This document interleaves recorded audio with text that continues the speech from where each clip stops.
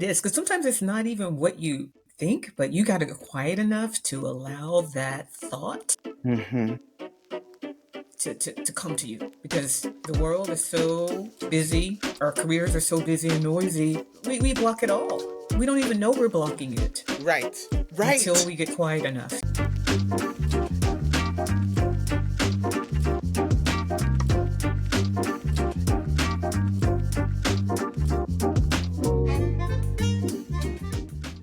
Hello, welcome to season 3 of the Balance to Excellence show. I am Dr. Judy Wright, and welcome to those who are new here, and welcome back to those who have been here. Don't forget to like, share, comment, and subscribe to the Balance to Excellence show. And so we're going to get started right away. Today, I have the pleasure of speaking with Dr. Zunda Gibson. She's an accomplished physician with over 20 years of experience practicing medicine in Florida, in the Fort Lauderdale section of Florida. And she is a board certified internist and has worked across many settings, including primary care, urgent care, hospitalist care, and emergency medicine. She is also the founder of Soul MD Travel. This is where she focuses on helping physicians regain control of their careers by earning more money, working fewer hours, and achieving more autonomy. With her extensive background and commitment to improving the lives of physicians, Dr. Gibson has dedicated her mission to empowering healthcare professionals at all stages of their careers. Dr. Gibson's journey is inspiring, and her insights into the balance between work and well-being will resonate with anyone striving to improve their career while taking control of their life. And today, I would like to welcome Dr. Gibson. Welcome, Dr. Gibson. Thank you for being on the Balance to Excellence show. Thank you for having me, Dr. Wright. Pleasure to be here. So I gotta tell you, just right off the bat, like when I saw what you do and the idea of that whole balance of your because you didn't just say work-life balance, you said of your work and your well-being, right? And so when I saw that and saw the idea of gaining some autonomy, because that's a lot of where the dissatisfaction starts, the feeling of the lack of autonomy, I just was like, I need to have her on my show. So the first thing I'm going to ask you is, how'd you get here? How'd you do, how'd you get to medicine? What's your journey that made you decide medicine is what you wanted to do? Okay. Well, I guess I will start with when I was about 7 or 8 years old. I had a choking incident Mm, and literally was eating one of these little fireball candies that kind of really hard, small, I playing remember with some those. cousins. Yes, you remember? Kind of cinnamon like, right? Yes, like, yes. So I was doing what a lot of kids do, running around playing with it in my mouth, and it literally got lodged in my Mm. trachea. And I panicked. And my mother, who doesn't have a healthcare background, and some other relatives were around, and no one knew what to do. And I literally was just kind of holding my neck. Didn't pass out, almost passed out. And I remember vividly my aunt saying, let's put her in the car, take her to the emergency room. And then my mom said, we don't have enough time. We won't make it. And so what she did, and her instincts as a mother said, turn her upside down. So she grabbed me, laid me down, picked me up from my ankles, turned me upside down, and started telling my aunt to pat me on the back. And in the midst of that, my other cousins were running around trying to find an older cousin who knew CPR. He was the only one that knew CPR. He wasn't home, but he was in the neighborhood. So they went to find him. And by the time he made it back, the candy had dislodged. And all I remember was just grabbing my mom and holding her and crying, That memory was buried for a long time, It was buried for a long time. But deep down, that was my calling. That was my calling, because I just remember seeing the look of panic on all of my family members. And I didn't want to be in a situation like that again. Mm-hmm. And so that was my initial calling to medicine. And I just made my way there through the years. Wow. Wow. Wow. And even now, you're telling the story, I could see, Yes. right? And that's a very vivid memory of how it felt. Wow. It's so Yes. interesting how different things will get you there. And some of it is individualistically personal to you. Some of it is stuff you saw with your families. but I can see how that's both scary and both like I didn't like the fact that everybody looked and felt powerless in that moment. Yes, absolutely. Absolutely. So and then so you start to take your path to Yes. medicine and you decide to become an internist. And I see that you've done, and I almost can now say I could see the urgent care and the emergency part. Even in that story, I can see the urgent care Yes. and the emergency part, you know. How like you've worked in several a lot of people will they'll be hospitalists or they'll maybe do nursing home or they'll just run their own clinic, but they have patients that go to the hospital, so in that way they have hospital time as well. When I look at what you've done, it almost feels like that of a family physician, which is what I am, right? Like you didn't let this box you, right? And so what made you get to that point? I get like when I see internists, they tend to be this is where they are, right? But you seem Yes. to have been I'm going to everything. So what made you say that? So that big gap to what started when I was 7 or 8 years old to now, as I made my way through, of course, college, medical school, I initially wanted to be, and if I kind of had chosen my path on my own, I wanted to be a urologist. That's what kind of grabbed my attention. Okay. And I actually applied, did some sub internships as a fourth year medical student in urology, did a little bit of research, applied to the program, didn't get accepted, was told by one particular program, okay, come here, do a transitional year in surgery and medicine, reapply, and you'll get in. I Okay. did that. So I did a transitional year in medicine, reapplied to the urology program, and did not get accepted and was devastated and Mm, had to decide at that point what path that I want. General surgery, I did not want to do. I knew that. So I okay. had to choose, am I going to take a medicine path or a surgical path? And I think, life has a way of working out. Hmm. I ended up, I actually had to find a program that had a second year spot available because, transitional year is only 1 year, right? You're not Yeah. categorical. Right. So I had to find a program that had a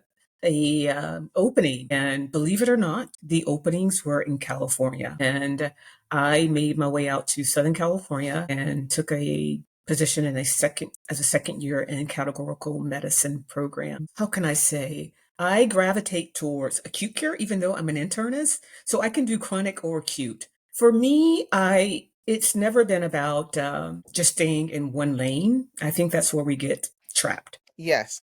We get trapped. So it's never been about That that for that me. word when you said it, I was like, yes.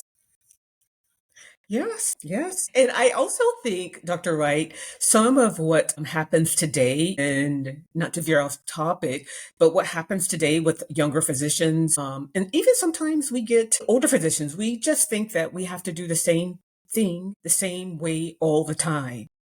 And for me, I've always been able to adjust. I always say you can put me anywhere and I can survive. That's Yeah. probably my personality. But I ended up in this categorical program in California, which was a blessing in disguise. It was the best training program that I could have ended up in, had a great program director. And I just decided, okay, well, this is where I am. I like it. It's challenging. Yeah. It's a lot to learn, and finished the program. Started my career initially as a hospitalist for a year and a half. I was working with a small group. At that time, there were lots of small groups. It's not like it is now where it's one big conglomerate, but it was lots of small groups. I was working with the group for a year and a half and just kind of said, I think I need to do my own thing, and decided to not open just strictly a primary care practice, but it was more urgent care. So my dream was to have an urgent care and then to have, as part of that urgent care, to have an arm of primary care. Mm. So maybe initially bring some patients in through the urgent care component, and then those who wanted to stay or follow up as primary care do that. Hey. That was the plan. Right. But we know insurances have a whole nother game. Yes.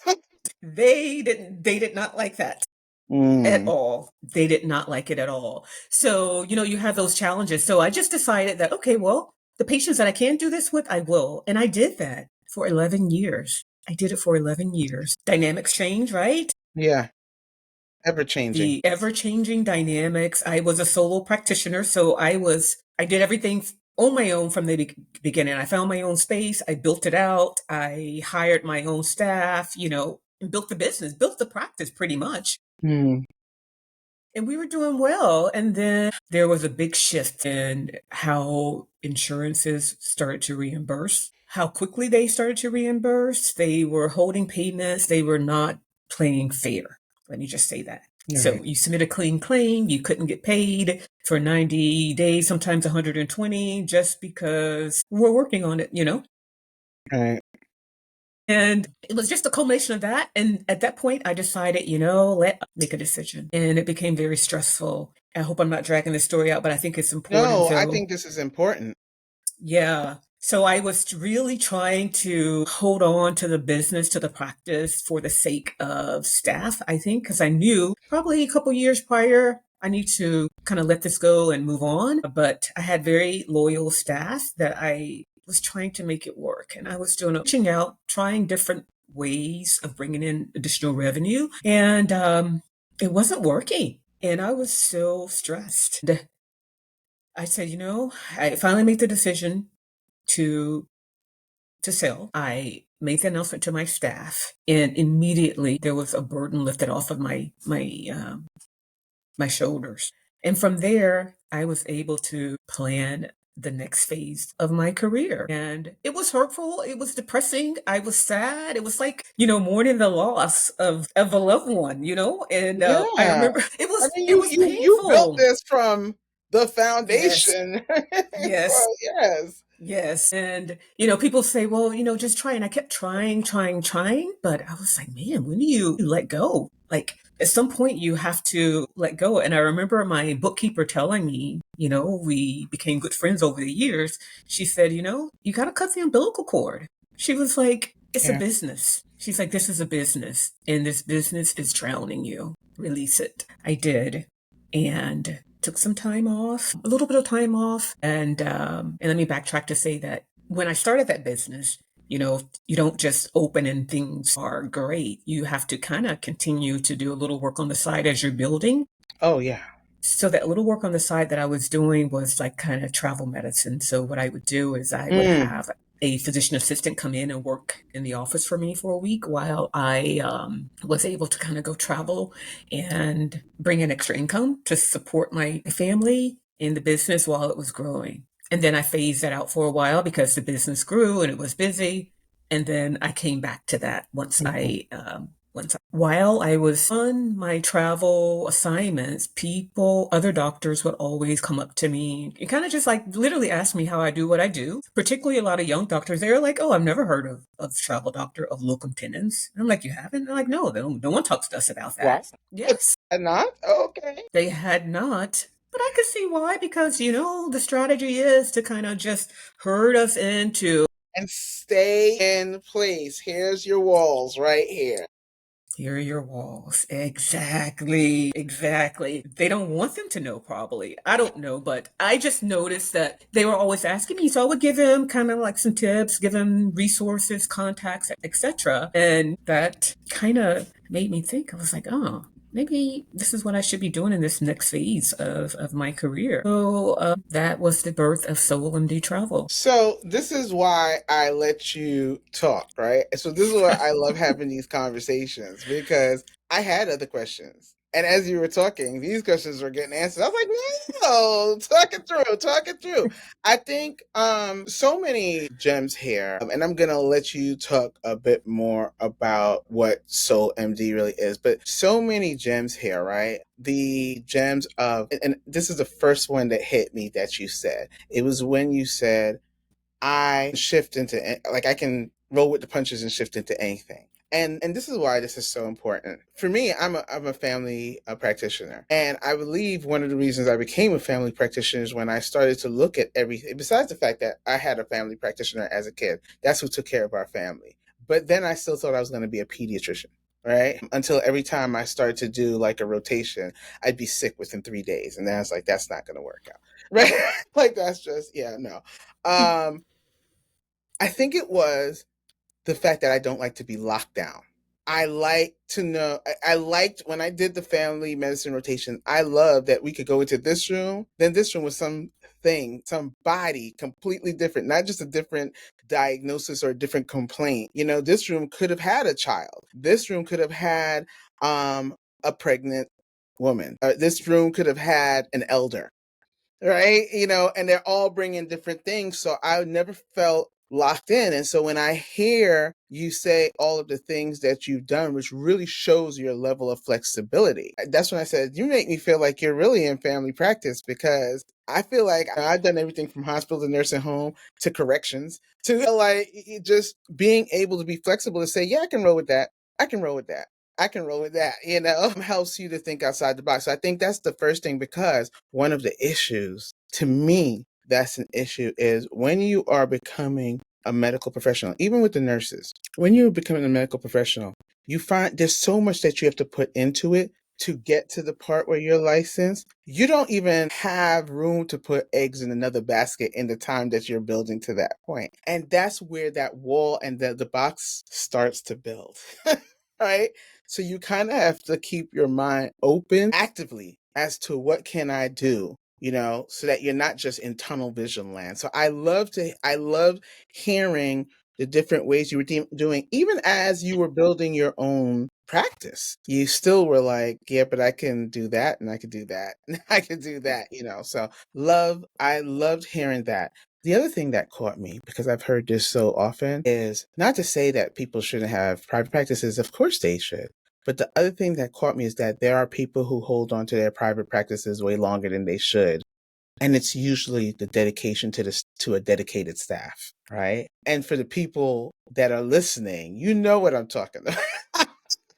Dedication, you have a dedicated staff, you feel dedicated to them too. And you're like, I don't want to just, like, what would they do? Where would they go? And in that same way, I've had colleagues that didn't pay themselves for months because they were struggling and they wanted to make sure their overhead, and that included the staff, was paid, but they didn't pay themselves for months. And so they were holding one or two other jobs to make sure that their bills could get paid for themselves. But the practice was just paying the practice stuff. And so when you were saying that, I said, wow, yeah, I've heard that story too. And that's not to discourage anybody from getting their own practice. If that's not what this is about. It's just that in itself can become its own prison when somewhere deep down, the time to the time to let go, and you've known it for years. So that's what kind of caught me, and you naturally made your way to Soul MD Travel. So let's talk a little bit about Soul MD Travel. So I can see people were just asking you. I'm so shocked that they didn't know what Locum Tenens was, though. You would be surprised. And I was surprised as well. I said, no one talked to you about that? No, no. So many, so many. Maybe the older doctors knew, but even some of them didn't. Depending on where they were, like certain hospital systems where you just literally sign your contract, you show up, they pay you, and you don't work anywhere else outside of that. They didn't know either. Some of them, when I would show up, this was kind of like COVID time. They had never used locums ever in their facility. Interesting, right? Yeah. So let's explain for Mm-hmm. the people, right? Because the Yes. nurses that's listening, the physician's assistants that's listening, other medical professionals that's listening, let's explain for the people what locum tenens is. Sure. So locum tenens is pretty much it's a terminology used in medicine for traveler doctors. So like Mm-hmm. there are traveler nurses. For Mm-hmm. traveler doctors, we call it locum tenens, which is Latin for to hold a temporary place. So facilities like hospitals, nursing homes, outpatient clinics, practices, surgery centers, etc., all use temporary staffing. Of course, temporary nursing, whatever healthcare professional you are, but particularly for doctors, that's the terminology, and it works kind of the same as a travel nurse. You credential with a company, you choose your assignments, and you show up You work your assignment for that particular amount of time and you come back home. But maybe a little bit of a difference for a travel nurse versus a travel doctor is usually sometimes travel nurses will go out on assignments maybe for like 1 or 2 months, and Yeah. housing's provided for that time. But for locum tenens or a travel doctor, your assignment typically will be like for 1 week or 2 weeks, and your travel expenses are paid for that time, like to get you there, a rental car, hotel accommodations for that time. Yeah, because they And even then, do it for vacations, especially for if you yes, like a solo yes, practice. If you're somebody who has a solo practice, you deserve a vacation. So you of may course. need someone to come in and, help you with that. Yes, yes. So that's pretty much what it is. It's a great, I would say, let me just say this. Years ago, if you told someone that you were locums, sometimes other colleagues will kind of like frown down upon you as if the connotation was, oh, but you can't find a permanent job, right? It is not about finding a permanent job. It's about finding a lifestyle, a work life balance that works for you. And we're all different. We all have different responsibilities in our life, in our careers, etc. And what I found is that locum tenens gives you a lot of flexibility. It Mhm. gives physicians a lot of autonomy. For me, it was just about like I want to be in control of my life. Yeah, it is nice to get a paycheck from someone else. Like you sign a contract, you're on their payroll for, 5, 6 years. I'm just saying, like in a Yeah. traditional employee. Yeah, that some people say, I just want a steady paycheck. Well, you can have that as Hmm. locum tenens Hmm. as well. But for me, it was more about autonomy and freedom and control of your own destiny. I love that. And I love. I saw so many people, doctors asking me about it. Even nurses would ask me.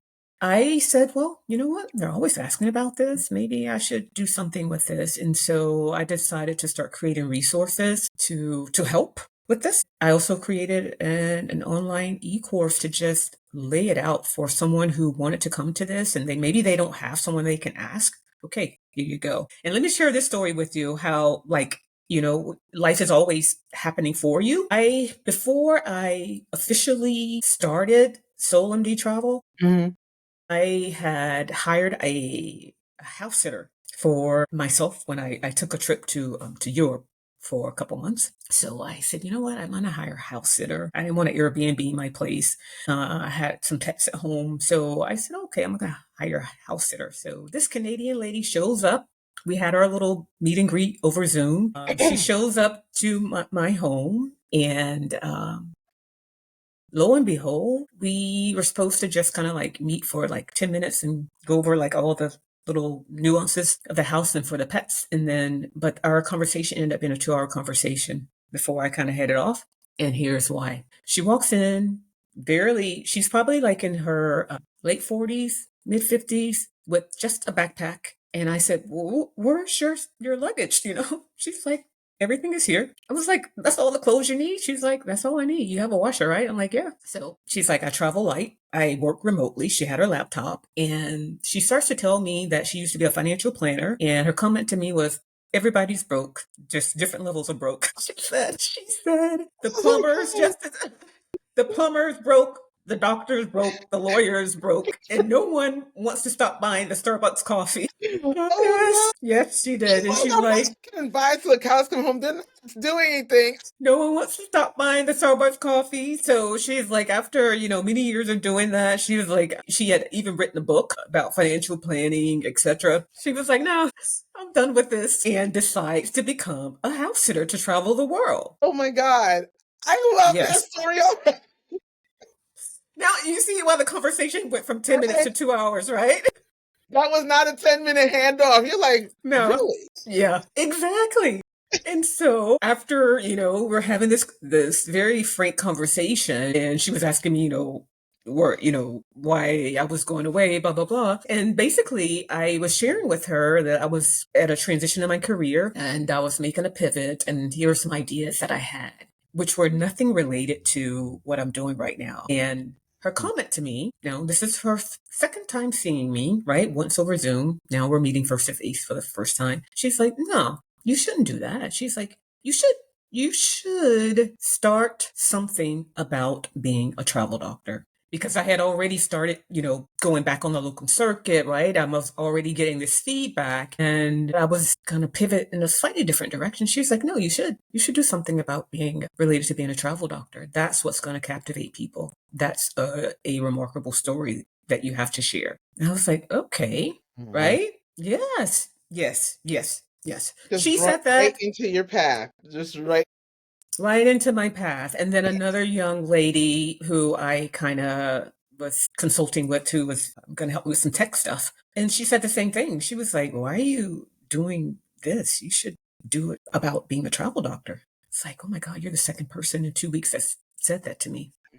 And so, anyway, I say that, and that, no one can tell you, but I started to think about, yeah, the story that I have to share with other people, with colleagues, because as doctors, and healthcare providers, let me just say doctors, physician assistants, nurse practitioners, nurses, etc. My sister's a nurse, by the way.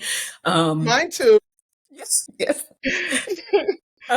We are so frustrated, and and physicians are angry. Like maybe not nurses, but physicians are angry, and we wonder why we're angry. Oh, there's angry nurses out there.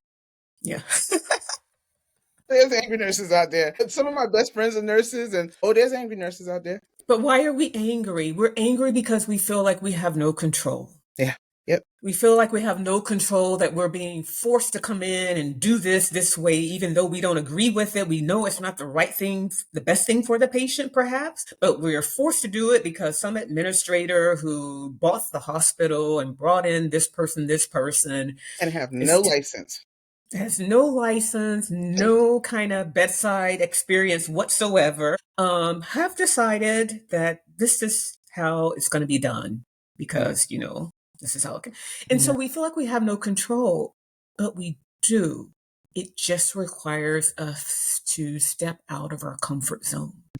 If you're willing to take a little step outside of your comfort zone Yeah. and just be open to something different. I'm not Yes. saying that everything gets magically better, but Right. you start to see the light, and you start to create the life that you want for yourself. 100%. One of the things, it's this feeling that you don't have any control over anything. Now think about, I always tell people, young people are getting ready to go or want to go to medical school. Why do you want to go? Because I want you to make sure that you're going for the right reasons. If you're looking about prestige, don't. That's not it. you know, if you're looking for everybody's going to listen to you, that's not it either. And in fact, a lot of physicians will tell you we feel like we're the low man on the totem pole because depending on where you go in the country, I'm telling you, these nurses are well organized. The physicians aren't, though. Right, but the nurses are, whether it be unions and associations and the different things. So you could end up feeling like you're the low man on the totem pole. That doesn't mean that the nurses, the nurse practitioners, the physician's assistants aren't going through things, and the therapists aren't going through things. We all are. It can become a feeling that you don't have any control at all. And so you saying that is wonderful because that's what I tell people. I'm always talking about regaining your energy and regaining that sense of balance. But part of that is feeling like you have things that you can control. And there are things within your control, right? You have to think outside of what you believe it is because there are things that are with your control. You are somebody who is very educated, who has a license, who's board certified. Some of you are out there double and triple board certified. And to have all of that and not feel like you're in control, I'm always talking to them about, you do have some control.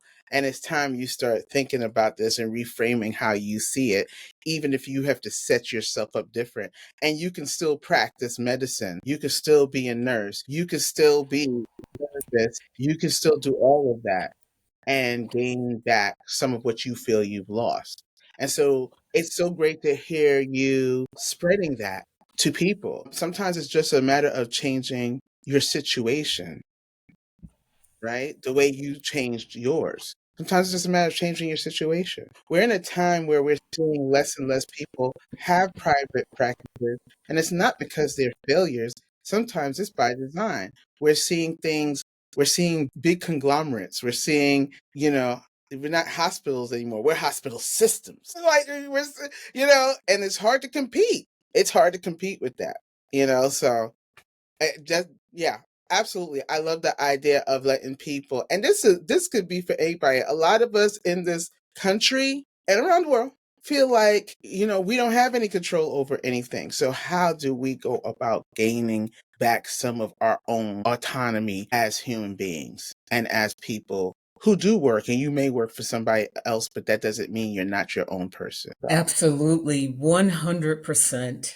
What I will say is, like these conglomerates, how everyone's combining. And because we, as healthcare providers, particularly physicians, we do have a lot of power. We do have a lot of control. We've just given it away. Mm. And most people want to continue to take more of that away and put it in the hands of people who don't always do the right thing for the patient. So the 99.9% of doctors are always going to do what's right for the patient. Mm-hmm. Yeah. So there are other powers at play. But I will say what I found though, like in terms of, to answer your question, like how do we start to gain control? What was key for me was to have some time to think. Now, in what we do every day as healthcare professionals, our shifts are very long. The work is all consuming, it's all consuming. Once you kind of arrive, sometimes, for us, 2 hours before we get there, we're already like reviewing labs, reviewing imaging studies, trying to get a head start on a referral. The part a lot of people don't realize we do. Don't realize. Before we even start the shift. And after we end the shift. Before you see patient number one physically, you're already doing all of that. So the work is all consuming. And by the time your day is done, you're just like, you're exhausted. And so you want to shower, you want to sleep, you want to spend time with your family. And it's like, well, what do I have the time to do anything else? And again, I think the system is designed like that to make you to be all consuming so that you don't have time to think about anything else. You don't have time to rethink strategies. How can we do this differently? No, you just show up the next day and you do the same thing over and over and over again. Over and over and over. You do the same thing because guess what? Because you don't have time to think about anything else. And what I found was that for me, what really gave me more clarity was, as I was making that career kind of pivot shift, was taking time to just be alone. Nothing else. Be alone with the running thoughts in your head that eventually slow down, and allowing your mind to just go to places where maybe it hasn't gone in a while because you're so busy and consumed. So having that time to just think and be frees you up to figure out what else you can do, what else you can add. Maybe you want to make a career pivot, but it frees you up. But if you're just doing the same thing over and over every day, consumed with it, you don't have time to think about anything else. All you're going to do is come home, shower, spend time with your family, eat, sleep, wake up, do the same thing over and over. You're off day, you're too exhausted, you sleep the whole day, and it's like the same thing over and over. So you have to make some time to do nothing. Like do nothing and just be, It's so important. It's so very important. And the idea that and I feel like Dr. Gibson and I are talking to a grand amount of you. The idea that you have no time in itself is a scam, right? Because it's about making time. Last year, I held a workshop for the AAFP called Create Your Pause, because the idea is no one's going to give it to you. If you just keep working and working and working, they're going to let you keep working and working and working. No one is going to just give that to you. And what I realized, and I know this is not just physicians, I was doing some, I was looking up some stuff and doing some research, and they were talking about how many physicians don't even take vacation, how many physicians took 3 or less weeks, how many physicians took 1 week of vacation, even though they have the weeks, right? For many reasons, anything from they don't want things to be a burden on their colleagues to they feel there's too much things to do, just a multitude of reasons, even down to if I go on vacation, what I'm coming back to is going to be so much more, right? Even that is a deterrent. So then there's those that don't take their vacation time. And even when they do, how many of them bring work with them anyway, right? So that's not an actual pause. And so it perpetuates, because I definitely was one of those people who knew in 2018 that I felt like there was more that I should be doing. And I literally said to my husband and to my friends, I know there's more, but when I tell you I don't even have time to stop and think about what that could be. And I said that, I remember saying that out loud. I don't have time to figure it out, right? And when did I start to figure it out? The pandemic, the lockdown, because the world had slowed down, right? Now I started to, I was out because I was on medical leave as well, but I probably would have gone to work earlier, but then the lockdown happened. And it was just like the two things abutted each other. It was built in time. And I said, look at that. Now I can start thinking. Like my brain is clearing up. Now I can start thinking, right? We're not all going to get the benefit of that probably ever again in our lifetime. Who knows? But that doesn't mean you shouldn't create that time, right? And so that's why I said the idea that you don't have any time, right, is us being scammed into thinking you need to take the time. Don't wait for anybody to give it to you. You need to get on a calendar and take it. I'm so happy that you said, you know what? Because some people would jump out of this and immediately jump into something else. You were like, I need a moment. I need a moment to just be for just a moment. And I'm so happy that you were able to take that. Out of that comes this wonderful, like Soul MD travel. Yeah, yeah. And then, Dr. Wright, let me just say this for all the listeners who, just like you don't have time to think, right? I don't have time to figure this out. I've got to get to the next location, the next, I got to do the next thing. How can we take some time? How can we find that time? My personal recommendation is, and you may recommend differently for your clients, but my personal recommendation is just get up, awake in the morning, wherever, however you work, if you're a nocturnist or you work night shift, whenever you start your day or night, start it 1 hour earlier. So just wake up an hour earlier and have that quiet time before everybody else is awake, before the text messages start coming. Yes, before the emails, before all of that. Just get up, set your alarm clock for a little bit earlier,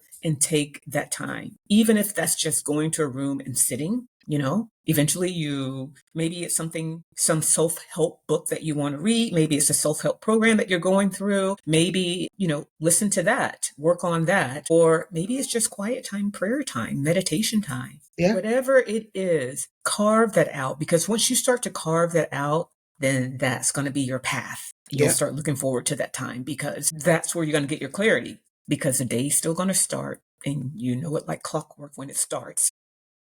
It just goes. What starts happening? Yes. It just goes. No, you're Yeah. absolutely correct. I agree with you. I'm not necessarily a morning person, but I will wake up early, and everybody in my house knows. I don't care if you wake up early.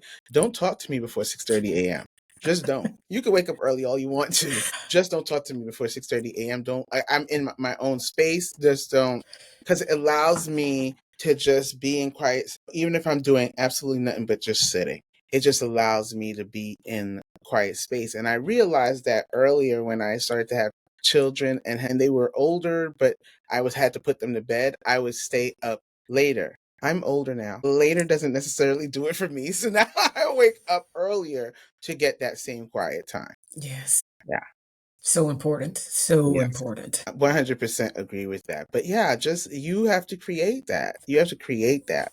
And that also allows you to be creative, when you create that time for yourself, it allows you to think, and it allows you to be creative, and it allows you to think outside the box of, what do you want? And it doesn't mean you have to do something else, but it could just mean within what you're doing, how do you create that space and that sense of control, taking that sense of control back. And that could be anything from, I'm going to get on some committee so I could have a say. Absolutely. And to some people, they're like, wait, that sounds like more work. You would be surprised, just the fact that you actually get to have more of a say in an important committee, how that changes how you look at things. Absolutely. And you don't know what it is, because sometimes it's not even what you think, but you got to get quiet enough to allow that thought Mm-hmm.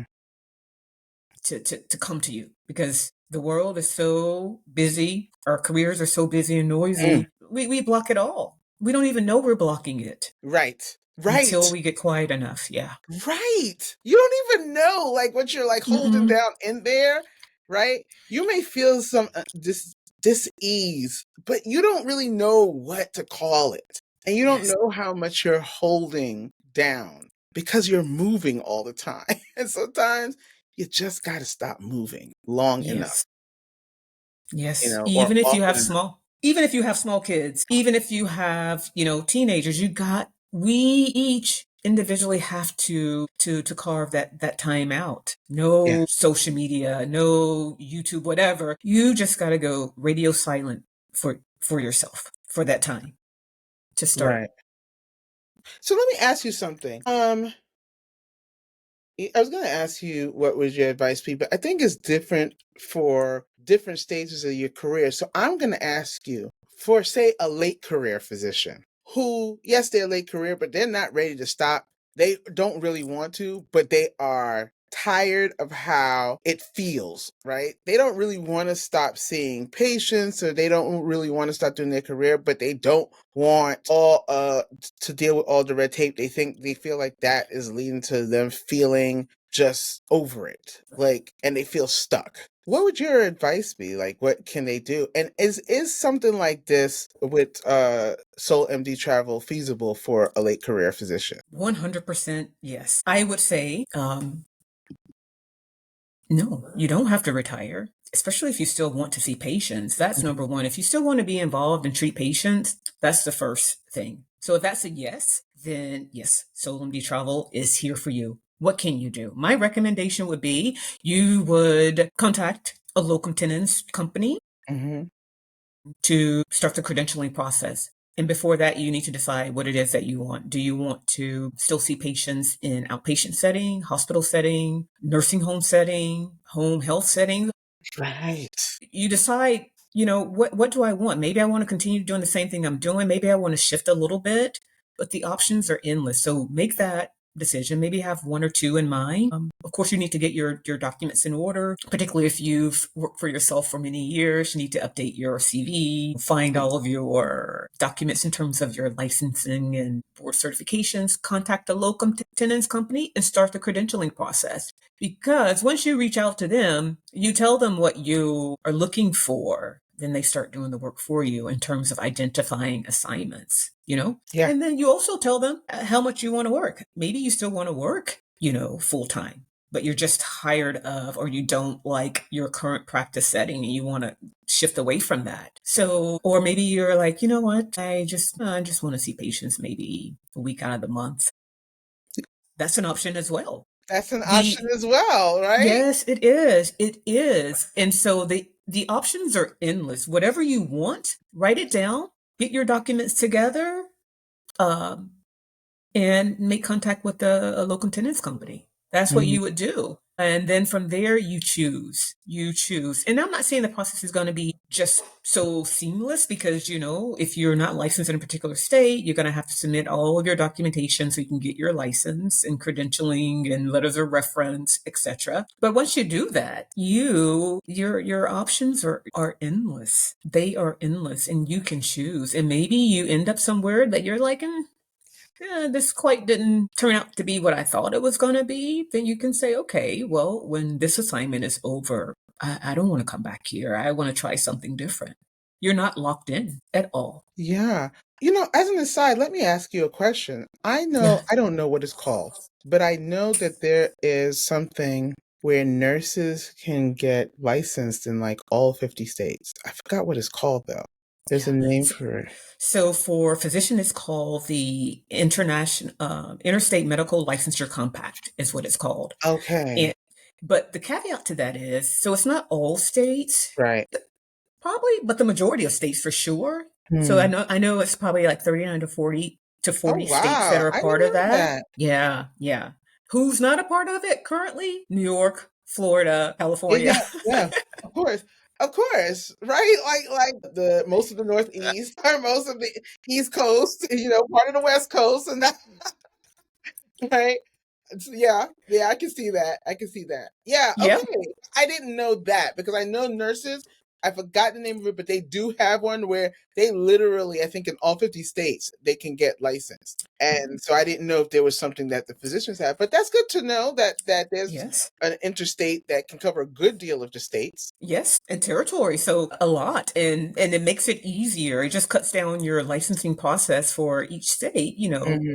from what can be like, a couple months to just a couple of weeks. So it's a lot easier once you get that Yeah. license to kind of pivot. And even if you don't have that license, you can still, these companies are pretty savvy in terms of once you have all your documents together, they're pretty savvy Hmm. about getting everything and And getting it through. yeah, getting it through. Yes, yes, Yeah, I know some states are more stringent than yes. others, but there are some that I think that by way of you being licensed in another state, they take that into consideration as well. Yes, absolutely. So once you have one license, of Yeah. course, it's definitely a lot easier to get a additional license. But it's just part of the process. Some physicians say, Yeah, "Oh, I don't want to worry about getting licensed in different states." Well, that's just how medicine works in the U.S. So that's it.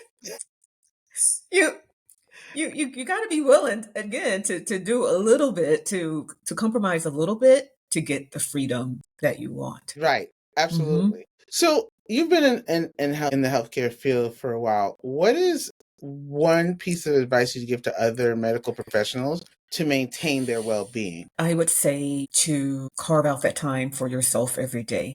Hmm. I discovered that mid-career. Like, I didn't discover that in the early years of my career. I Right. discovered it kind of mid-career, maybe like about, 10, 11 years ago. But had I known that earlier, I think I would have been even more fierce because so the advice would be carving out time in your day, particularly at the beginning of your day, if you can, to just have that quiet time so that you can be in touch with yourself, Such an important part of your well-being. commune with yourself, because your day just goes a lot smoother Yes. when that's the key.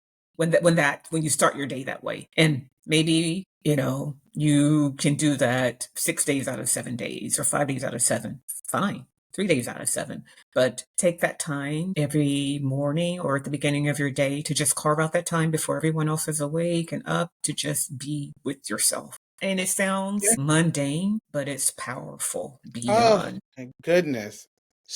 And it's so powerful. And I want to reiterate what you said, even if it's 3 days, even if you start out doing 15 minutes and then move it up to 30 minutes and then move that up to 45 minutes, right? Yes.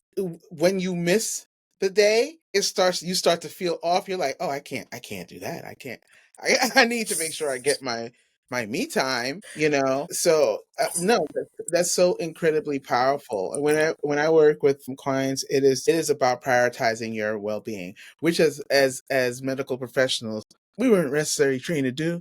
We're trained to take care of other people, right? And I'm like, no, you got to take care of yourself. You need to prioritize yourself. No, there's nothing wrong with that. It is absolutely, don't feel guilty about that. You need to prioritize your well-being. And I truly believe that when you have healthier medical professionals, healthier doctors, healthier nurses, healthier even medical leaders, that also will lead to healthier communities, right? So, Absolutely. so Absolutely. 100% take that time for you. That's so very powerful. And if you heard Dr. Gibson and hear me too, we didn't start off like that. We were not living by, we were definitely not living this way. Not at all. However, now that we know, we can share so that someone else can kind of get a head start, right? They don't have to Exactly. go through 20 years or, trying to figure out this. You can get a head start and be ahead of the game. Who Yes. knows what you can do? So besides that time that you take, is there anything else that you do to personally maintain some balance and manage stress in your life? Yeah, and this could be a component of, kind of getting older. Mhm. So I start my day every day with at least an hour silence, even if that means getting up earlier. Well, it does mean getting up earlier, but I just start, it's worth it for me. So Mhm. that, and in that time, I do a little bit of reading for whatever I want. It's usually some nonfiction of some sort, some self-help or whatever. And I get in the 30-minute walk every day. So it's not even like running. I just walk. Mhm. And I do a little bit of weight lifting. As we age, we lose muscle. So that's helpful. And I really minimize, like, I discovered YouTube in 2019, but that just goes to show you how behind the game I am sometimes. And I'm not a big social media person, although I do interact with social media because of the business, Yeah. and I Yep. know that's where clients are. But I really minimize that. You're not going to find me scrolling Facebook and just consuming bad content. I don't. I make it a priority, and I'm very intentional about what I consume. So, like when I am on Instagram or LinkedIn or YouTube, I am looking for things that are going to help me grow as a person, podcast, etc., like your Yeah. podcast, things that Mhm. are going to help me grow as a person or professionally. And even that, people say, "Oh, that's boring." No, it's not boring. Be surprised the backgrounds that people have to share, like what's their origin story, right? Oh yeah. You'd be surprised. So I'm very intentional with that. I also, my outings are intentional. Like, you're not going to find me just like somebody called me up the other day and like, hey, you want to go to this rooftop bar? And I'm like, for what? I Oh was my just goodness. like, I'm like, she's like, oh no, we can go, have, look at the views, blah, blah, blah. But I'm like, well, what would I do there? I'm going to be there, what, just like, I'm like, no, I don't want to do that. So I'm very intentional about who I associate with, who they have to be good people with good energy. If I pick up bad vibes, I just make my way out You of the just make your way room. out. That's it. It's so funny what you said about being intentional in your outings. You want to know what's my greatest thing now? Okay, Mhm. stick with me for a moment. I Yes. don't like going to the mall anymore, right? So if I have to go to the mall for something, I'm excited when I picked the right entrance to park beside that's closest to whatever store. Sometimes I don't even know that. Like I had to go somewhere to get something for my husband for Christmas.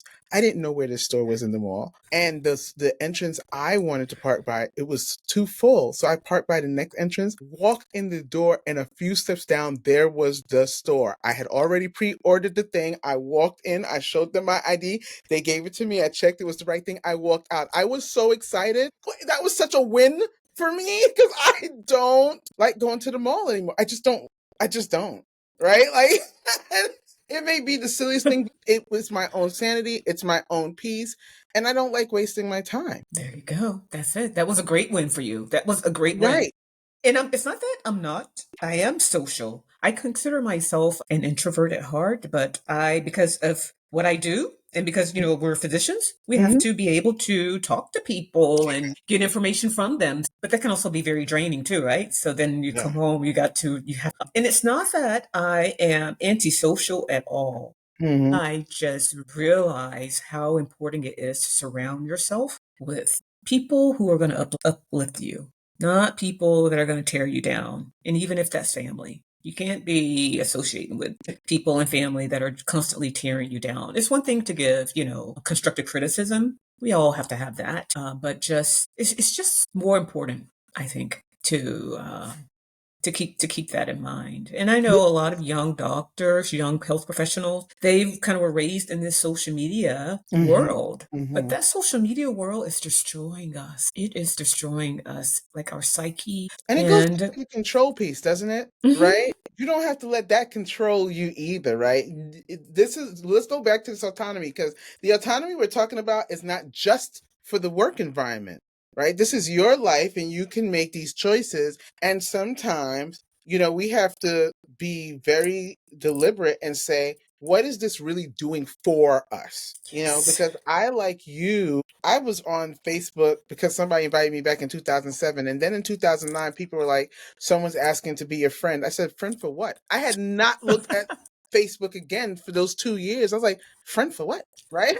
And so I was like, oh yeah. And then I think I signed onto LinkedIn in 2009. It wasn't until I was starting with my business in 2020 something that it's like, oh yeah, I really should use that, right? Like, so I know how all consuming, the scroll can be. I do, right? But at the same time, as you're trying to find time for yourself and trying to find that quiet time that you need, that pause, you don't need your head filling up with all this stuff and you need time to yourself. That's part of it. That's a So huge true. part of it. So the autonomy and the taking back control of things, that's part of it.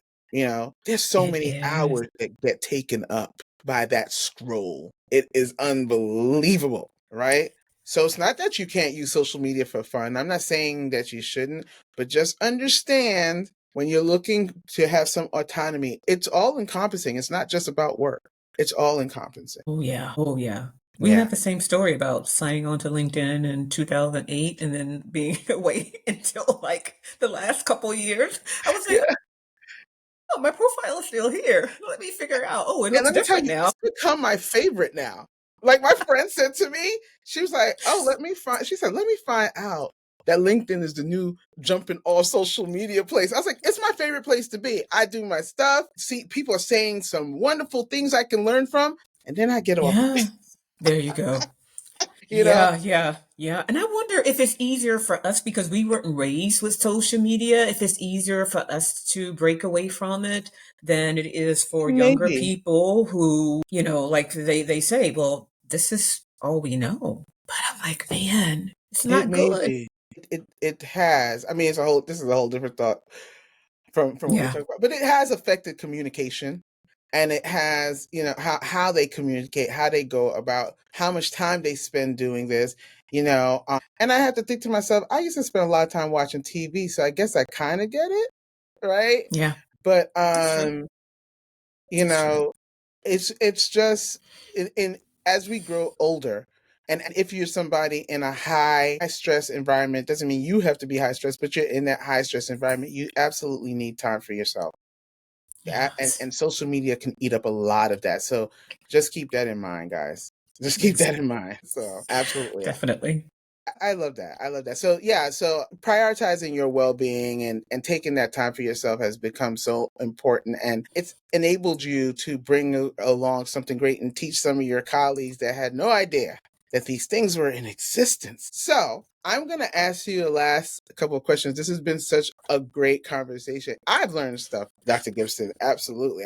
I've learned stuff. And it's great to learn how, it may not even be something you do now, but it may be something you think about, well, as I want to transition, things that I can do. There's so many things we can do with our licenses that we don't even think about, that may not be the traditional direct patient care that as you get older and you don't feel like you can walk the halls or run to that code as fast anymore. It gives you ways, different things that you can think about. So you're planting those seeds, Dr. Gibson. So before I ask you the last set of questions, for everybody that's still here, thank you so much for being here. If you haven't yet, please like, comment, share with someone, and subscribe. If you haven't done that yet, what are you waiting for? Okay. And so I'm going to ask you these last set of questions, just two. And the first one is, what do you wish you knew earlier in your career that you know now? I wish I knew that your my career would not be this kind of linear upward climb like this, and that it was more of this. So, and that's like a little, for people who are not watching, it's like a little wave that's up and down, up and down, up and down. When we, after all the training, when we're done with, medical school, we come out and we think that, hey, I'm going to get my first job and my career is just going to be like a rocket to the moon all the time. That this is what it's going to be. And the truth of the matter is, it's not. It's cyclical. Up and down, up and down. And those downs are not always bad. It's just that it's cyclical. Yeah. And I wish I'd known that earlier. I know it now, but I wish I'd known that early as I entered the workforce. Mm-hmm. Yes. Yeah, that is so true. It is not linear. But as you said, it's waves. That's not bad. It's waves, right? And when I tell people it's not necessarily a fail, it's an opportunity. What do you do at the lowest part of these waves? Sometimes that's the time you take the time to just chill for a bit and think. But it's waves. Okay. Yeah. That's so true.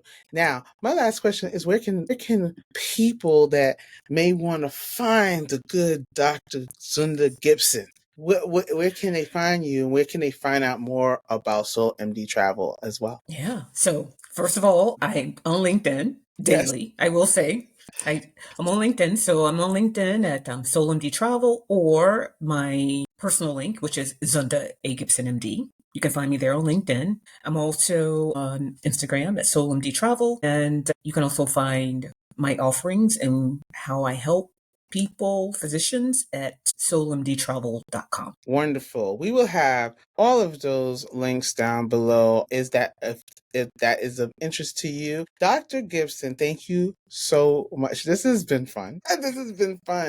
And it's so great to hear your journey and what you have brought forth from that journey that you've lived. And everyone learn from Dr. Gibson. If you learn nothing else, keep yourself open to what the universe can bring your way. Keep yourself open to new ideas. Take the time to rest, to pause, to think, to dream, and to create. And we thank Dr. Gibson for all of her gems that she dropped here today. And so with that ends this episode of Balance to Excellence Show. We look forward to talking to you next time.